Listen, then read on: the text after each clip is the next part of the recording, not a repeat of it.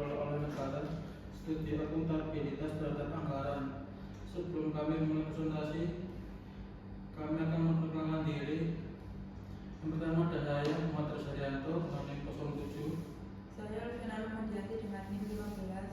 Saya Sonia Destiawan dengan NIM 81. Saya Jensi Rahmadini dengan NIM 22. Saya Dila Kristina dengan NIM 31. Saya Nizafira Raini Yuspatika NIM 112. Pendahuluan. Pendapatan negara merupakan pilar utama dalam pembiayaan lembaga nasional dan penyediaan layanan publik. Tanpa kapabilitas fiskal yang memadai, fungsi esensial negara mulai dari pendidikan, kesehatan, hingga infrastruktur tidak dapat berjalan optimal.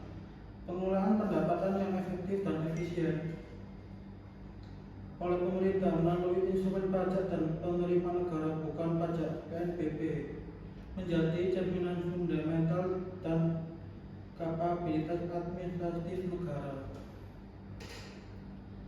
Kemudian ada tujuan untuk menganalisis dinamika pengelolaan pendapatan negara Indonesia dan mengkaji sejauh mana praktik transparansi anggaran telah diterapkan, serta tantangan yang dihadapi dalam rangka memberikan pelajaran bagi administrasi publik modern.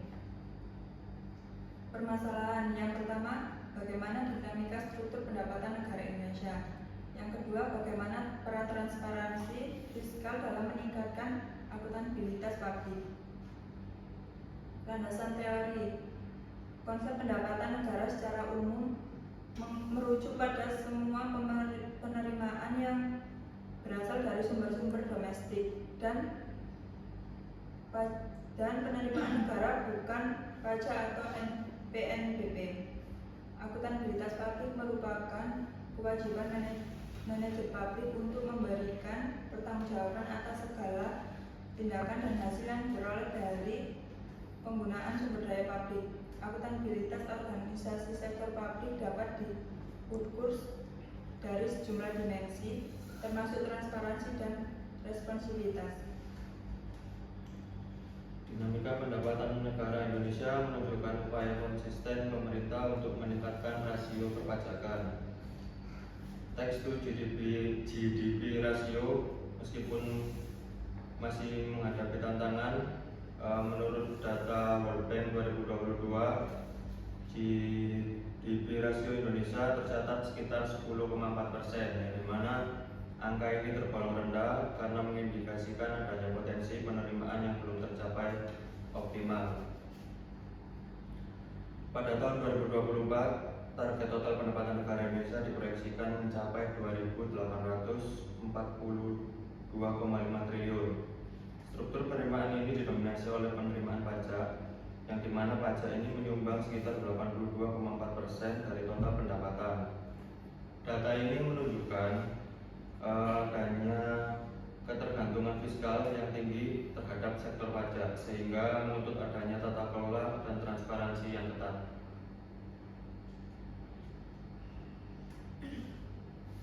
Pengelolaan pendapatan yang efektif oleh pemerintah saat ini difokuskan pada peningkatan kepatuhan dan efisiensi.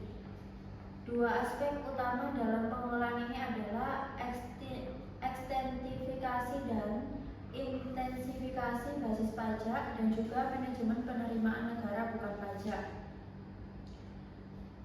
Pemerintah menjalankan ekstensifikasi dengan memperluas cakupan wajib pajak baru dan intensifikasi melalui optimalisasi basis data wajib pajak lama. Strategi ini sangat bergantung pada integrasi data lintas kementerian dan lembaga untuk meminimalkan kebocoran dan menghindari praktik penghindaran pajak yang canggih.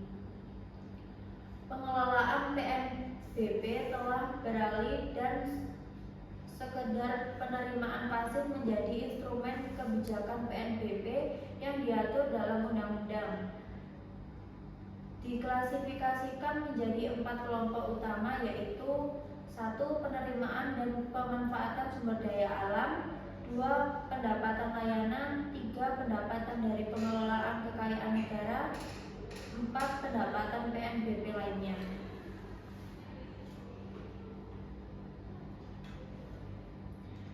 transparansi dan akuntabilitas dalam pengelolaan. Penerapan transparansi anggaran di Indonesia meningkat pesat melalui inisiatif global seperti Open Budget Initiative dan penggunaan platform digital seperti portal data APBN.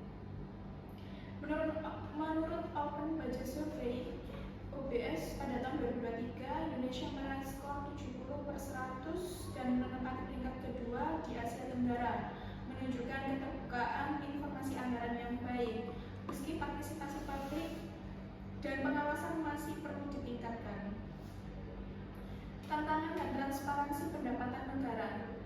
Meskipun terdapat kemajuan dalam transparansi, beberapa tantangan struktural yang perilaku masih menghambat akuntabilitas penuh, seperti resiko korupsi dan literasi fiskal rendah. Contoh resiko korupsi, sektor penerimaan negara khususnya perpajakan dan PNBP rentan terhadap praktik korupsi.